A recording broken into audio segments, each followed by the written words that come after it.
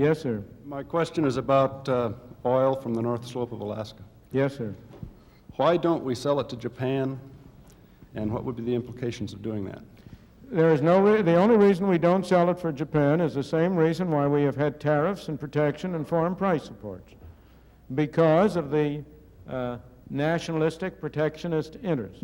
From an economic point of view, there is no doubt whatsoever that it is absolutely absurd for oil from the North Slope to be shipped down to California, to be sent over by expensive land transportation to the Middle West, and at the same time for Japan to be importing oil from the Middle East.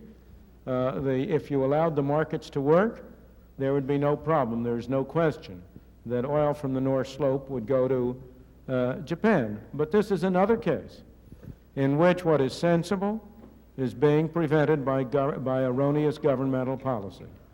Governmental policy has nowhere, in my opinion, in recent years done more harm than in the area of energy, in which we have been saying it's unpatriotic to produce oil, and if you produce oil, you're going to get hit with a heavy tax. It's patriotic to import oil, and we're going to subsidize the import of oil from abroad. It's absolutely absurd. You know, the U.S. government has a unique capacity for getting things upside down. In the days of Mr. Eisenhower, he was our greatest post-war president, so in my opinion, even though he did come from Kansas. So I'm not, but it's still a very fascinating fact that the oil interests in this country and the people in this country were concerned about the competition from cheap foreign oil. So they induced President Eisenhower to impose an import quota on the production of cheap foreign oil. So when foreign oil was cheap, we insisted that we use scarce domestic expensive oil and not use cheap foreign oil. Now, in the past 3 years, the situation has been reversed. Foreign oil is expensive and difficult, and U.S. oil is cheaper and more readily available. So what do? In our great wisdom, we restrict the production of domestic oil, and we subsidize the import of foreign oil. How silly can you be? Yes, sir. We read about the dollar being weak on the dollar exchange. How did it become politically feasible to unpeg the dollar, and what are the advantages and disadvantages of an unpegged foreign currency versus a pegged foreign currency? It became politically feasible. Let me put that in a different way. The one thing that makes anything politically feasible, is a real crisis in which you have to do something. Where all of us stick in the muds. None of us likes to change our ways unless he has to. Why did Britain's going off the gold standard in 1931 become politically feasible? Because there was nothing else you could do. It was in a desperate state and it no longer could hold it. Why did the unpegging of the dollar in 1971 become politically feasible? Because there was nothing else you could do about it. Because there was a world crisis and you had to do something. And what you had to do, the only alternative, would have been either far-reaching exchange control over every aspect of international transactions, which wouldn't have worked for very long either, because human beings are too ingenious in finding ways around such controls, thank goodness. And so you either had to do that or you had to unpeg the dollar. That's what made it politically feasible. Why was it desirable to do so? For reasons I think that have already become clear in what I said. Because the most efficient way to make sure that flows of trade between different countries are appropriate is to have a free market exchange rate for currencies. The case for unpegging the dollar is identical with the case for not having wage and price controls at home. There is no difference in principle between freezing the dollar's price, and freezing the price of oil or any other product. Indeed, it's fascinating when you come to political feasibility. When President Nixon, on August 15, 1971, unpegged the dollar, he established a free market in the dollar. He simultaneously went in the opposite direction by freezing domestic prices and wages. His left hand did not know what his right hand was doing. Yes, sir. My question was economists have been speculating the issue of reestablishing price and wage controls. I guess you just commented on that. Would you like to elaborate on that a little further? I am afraid that the chances that we shall have price and wage controls are unfortunately not negligible. It is a device that governments have repeatedly resorted to try to cover up the effects of their own policies. It is offered as a cure for inflation. It is not a cure for inflation. It has never been a cure for inflation. It is an alleged cure that is far worse than the disease, because its effect is to repress the symptoms, to repress the consequences of the more basic force. I always say that if you want to analyze wage and price control, the simplest analogy that brings it home is to think of a kettle on your stove in which there's water, and the water is boiling. It's got a cover on it, and the boiling water is threatening to throw the cover off. Now, obvious, sensible thing to do is to turn down the heat under the kettle. Another thing you can do is to take a brick and put it on top of the kettle, and at the same time turn up the heat. That is precisely what President Nixon did in 1971, when he simultaneously put a brick on top of the kettle by freezing prices and wages, and at the same time launched on a more expansive monetary and fiscal policy which turned up the heat under the kettle. And what happened? The lid of the kettle blew up. You held it down for a little while, and then you had a 12%, 13% inflation. That has been the experience every time, not simply over the last 20, 30 years, but for 2,000 years. Emperor Diocletian tried the same thing in Rome 2,000 years ago with identically the same results. So I have nothing but a negative opinion about wage and price controls. Yes, sir. Well, I have seen that the free trade ideal has remained mostly an ideal we are striving for. We have seen that in continental Europe, they are leaving it aside every time some of their economic advantages are involved. I'm very concerned with what happens to the farmer here in Kansas. I've been a long-time resident, and I've been thinking the following. Last year, we exported a lot of grain.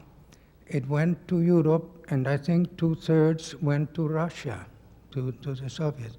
Now, what happened in those countries, in the purchasing countries? They had to pay in their currency about 15% less than what they paid a year before.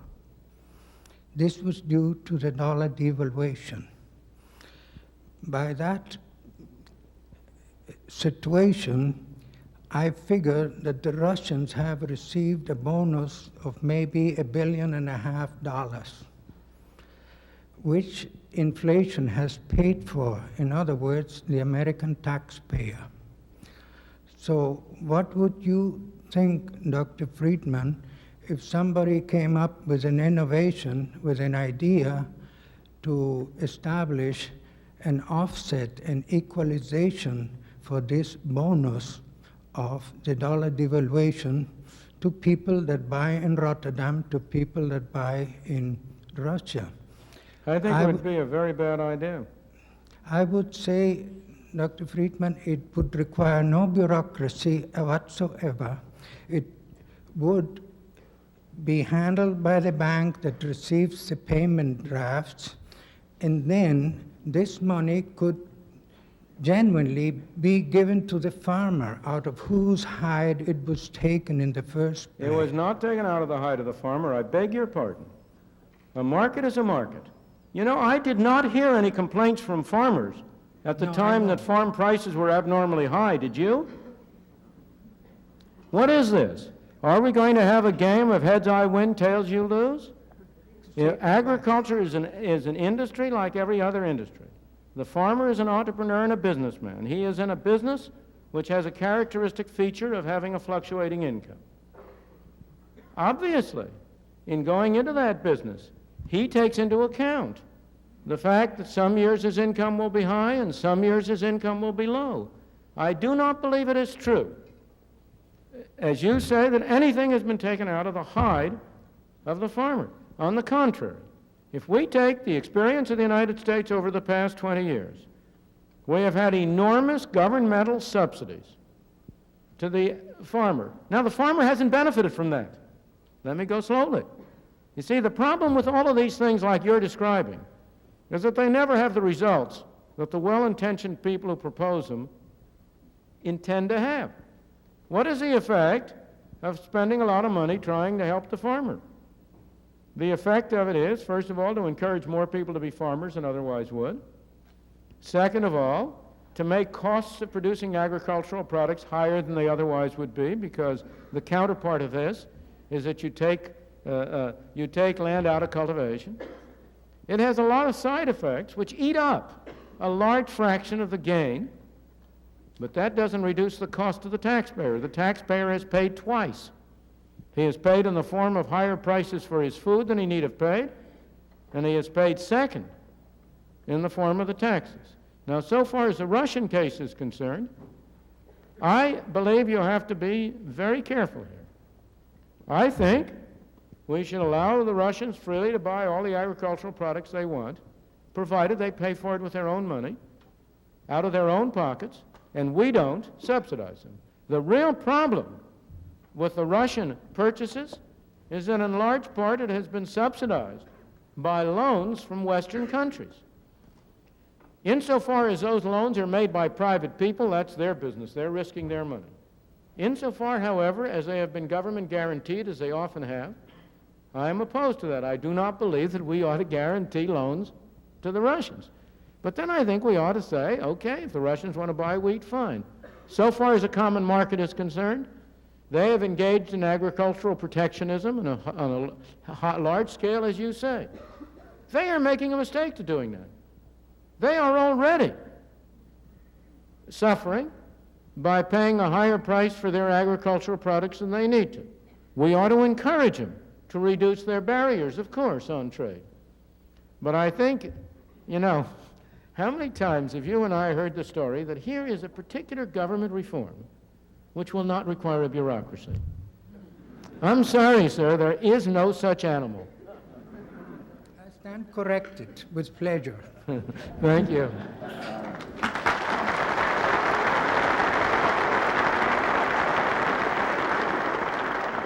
Yes, sir. Dr. Friedman, there are people in agriculture who feel that farm programs work to the disadvantage of the American farmer, but perhaps for a different reason than you cited in the formal portion of your lecture. What would you say to the argument that someone in agriculture may make that farm price support programs for agriculture are a disadvantage to the farmer because an urban-oriented Congress has learned how to use farm subsidies to increase domestic farm production far and above what the free market itself would have dictated? Well, there are, you're raising, as you realize, an extremely complex question, which does not admit of a one or two sentence answer. I realize, and I did not mean, and I do not mean, to suggest that all farmers or all farm organizations are in the same class. They're not. The Farm Bureau Federation has, over most of its existence, been a staunch supporter of free markets in agriculture. It has, in general, been opposed to the kind of restrictive measures and price supports and so on that have been followed. And I believe that the argument you make is a valid one. This is why I said earlier that although the taxpayer has paid heavy sums, it is not clear that the farmer has benefited. But also it's not clear that the consumer has benefited. Because what we have done in large part over past periods is to dispose of those extra artificially produced surpluses, not by selling them at home at low prices, but by giving them away abroad at low prices. So that it is not, in my opinion, the urban-oriented legislator who has been benefiting his constituents in this way. It's a very complicated question. There is no doubt that resistance to high farm price supports has been increased by the presence of more and more urban, of a larger and larger urban population and a larger representation. See, I think what you're describing is a much more general proposition. Almost every government policy may have short-term benefits to small groups, but in the long run, it tends to help nobody but simply waste the money. And the reason for that, in general, is the kind of thing you're describing here. Because if government is going to give away $1 billion, it pays people to spend $1 billion to get it. Now, the people who get it aren't always the ones who spend the money. Some people are disappointed. They engage in a lottery. They spend money in the hope of getting a government measure which will benefit them, and they lose. Other people win the prizes. But on the average, the group as a whole is likely to lose. Why does it lose? Because in addition to the money that's taken from the taxpayers, a commission is taken off the top by the bureaucrats who collect it and the bureaucrats who distribute it. So you take $1 out of the right-hand pocket of people in order to put 75 cents back in the left-hand pocket. And that's the kind of thing you have in the case of agricultural subsidies, in my opinion. Yes, sir. In a recent interview of U.S. News & World Report, Secretary of the Treasury Blumenthal blamed our current rising inflation in a large part on our foreign trade and unions. He did, however, say that the government was little to blame. Would you like to comment on that? Yes?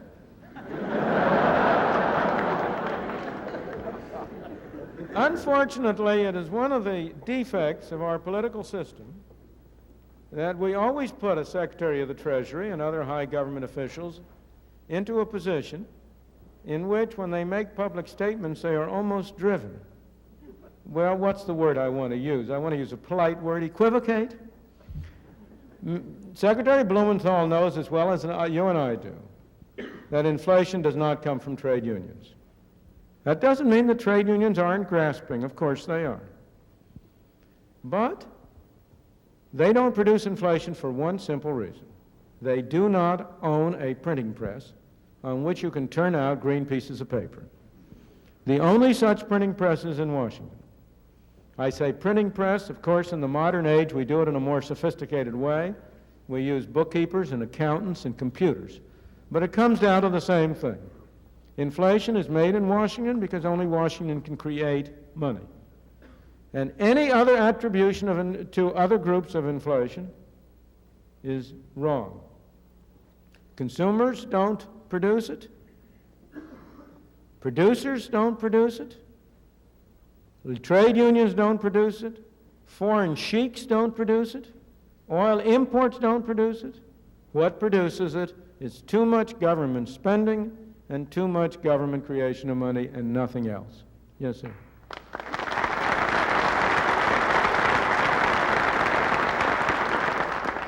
Before you clap, let me point out that the reason why we have too much printed spending and too much printing of money is because you people want it.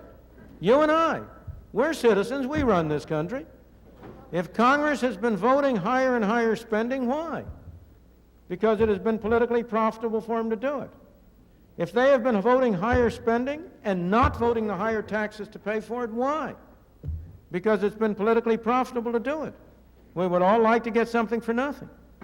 And so the political process has been leading to Congress increasing spending, not increasing taxes, and financing the difference by the hidden tax of inflation. I think we are unwise. But let's not blame the others. The problem, you know, in that famous statement of the cartoonist, we have met the enemy and they is us.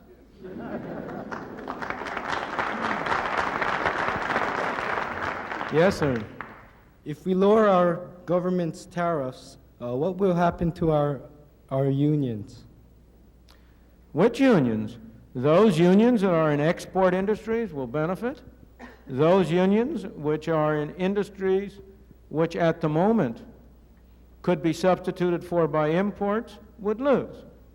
There is no single statement that can be made about unions any more than there is about any other organization. What is true is that free trade, let's broaden your question. because we ought not to look only at unions. We have unions that are labor monopolies. We also have producer monopolies. We also have restrictions on free competition on the side of producers. There is no more effective way, in my opinion, of promoting competition than free trade. If you want to cut down monopoly power in this country, the way to do it is not to double the budget of the Department of Justice Antitrust Division and have more 20-year suits against IBM. The way to do it, the most effective single way to do it, would be to enact free trade so that competition worldwide would come to bear, and that would undermine monopoly powers all over of unions on the one hand and of industrial monopolies on the other. Yes, ma'am. From what I've read and have learned, I seem to feel more sympathy for your policies than some of, in your opinions, than the others. I wondered what books or writers besides Adam Smith, as you mentioned, influenced you more towards the positions you hold. What facts, what learnings and things? Well, that's a very interesting and a very difficult question to answer, because I really can't answer you in terms of a single book or a single one or two books. I was trained as an economist at the University of Chicago in an excellent department of economics, I think the greatest in the country, even before I was there.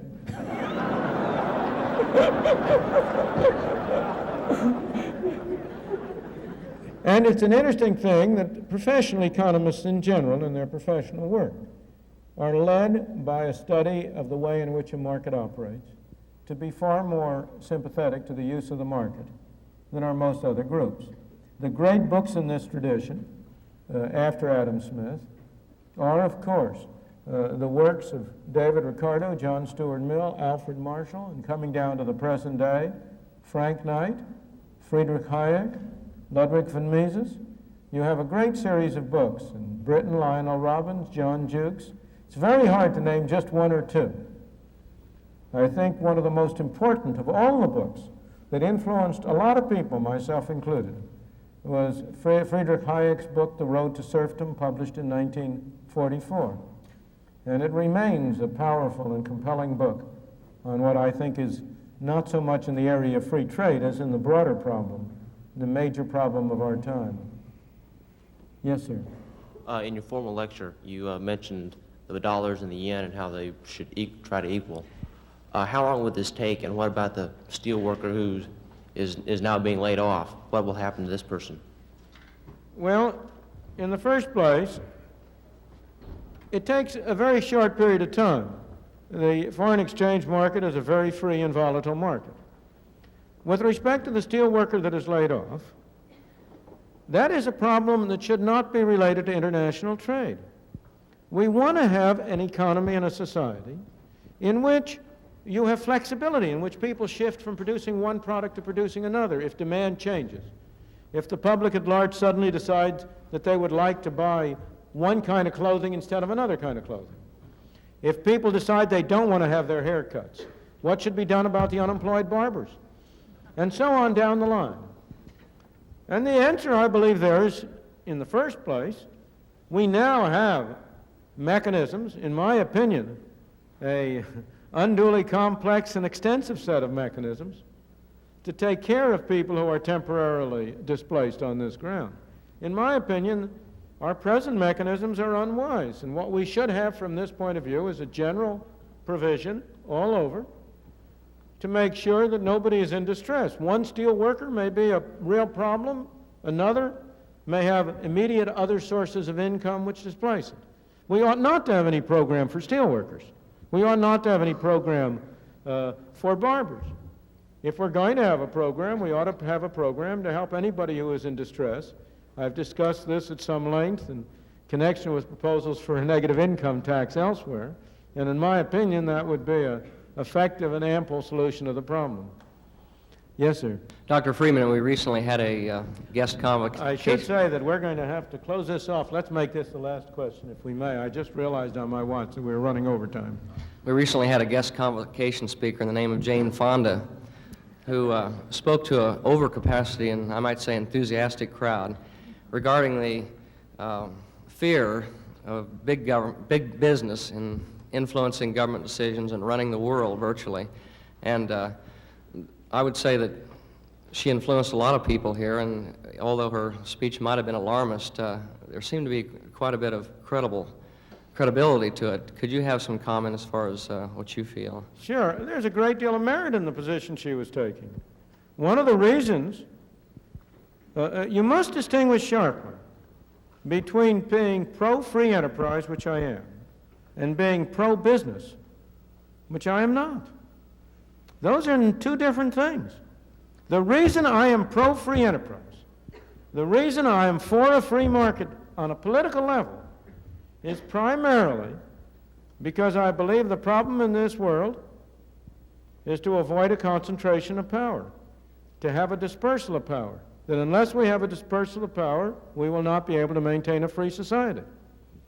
Now, Jane Fonda is right that if we have a system under which government is in a position to give large and does give large favors, it's human nature for people to try to get those favors.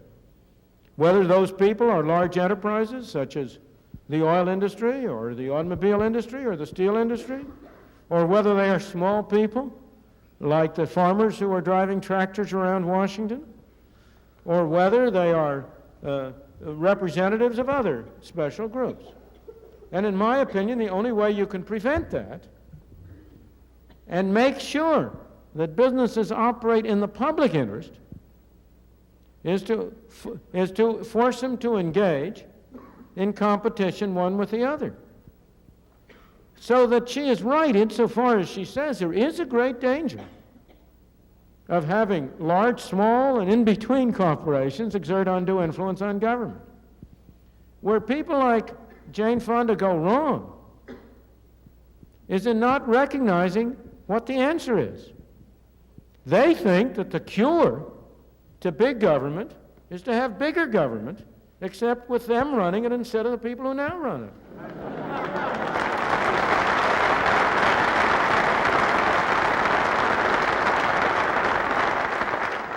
But in my opinion, the only effective cure is to reduce the scope of government, to get government out of the business. If government is prohibited from engaging in activities which can benefit special groups, then those special groups will not have any incentive to go to Washington. For example, to dream an ideal. Suppose we could have a constitutional amendment prohibiting Congress from making any laws imposing tariffs. Well, there would be a lot of lobbyists in Washington who would lose their jobs overnight. That would reduce the incentive for corporations to try to affect government, and similarly down the line. So we must separate diagnosis and problem from cure. And I believe that that's the area in which she is likely to mislead the public. I want to say one more thing. If you've got a choice between big government and big business, there's one important difference. No big business, whether it be General Motors or U.S. Steel or any other, can get $1 from you unless you voluntarily pay it off and think you're getting your dollar's worth in return. General Motors cannot send a policeman to take money out of your pocket. It can only get money from you insofar as it can produce a product that you think worth buying. It may indirectly get money out of your pocket by operating on government to impose tariffs on foreign cars. That's why we oughtn't to do that. But in the market, no business, however big, can get money from you except by providing you with something you value in return. That's hardly the case with government.